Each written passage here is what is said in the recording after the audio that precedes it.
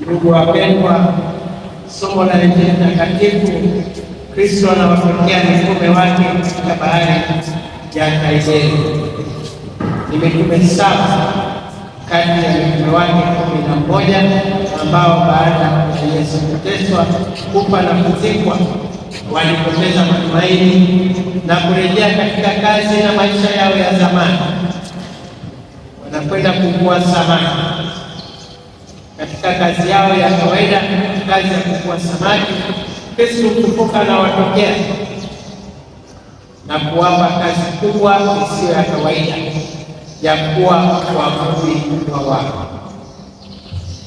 Kristo anawaalika kufungua kinywa, ishara ya ukarimu wa Kristo katika karamu ya Ekaristi. Anawaimarisha mitume wake kisha kuwapa kazi. Ni kazi ya kuwa wavuvi wa watu kwa njia ya kuhubiri, kubatiza na kuwafanya watu kuwa wafuasi wa Kristo. Hivyo na sisi tuliowabatiza tunaitwa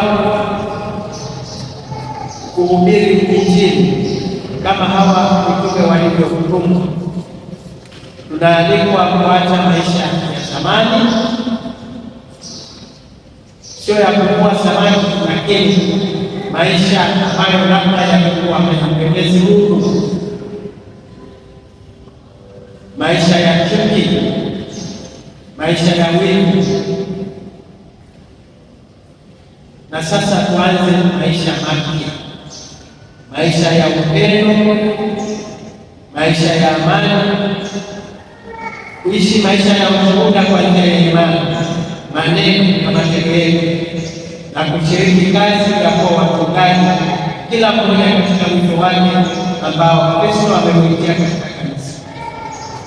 Kanisa limebaki imara chini ya Kristo na li wazi kuwapokea watu wote. Hivyo tunaitwa kufanya kazi hii ya kukua watu na sio samaki. Na kazi hii ni yetu sote wabatizwa, kuwa mashuhuda wa Kristo hapa duniani.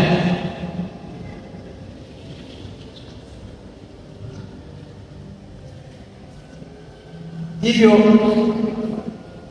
tunapoendelea kusherehekea ufufuko na Bwana akiwa nasi, Kristo kufufuka, tuombe awe nasi tunapo katika safari yetu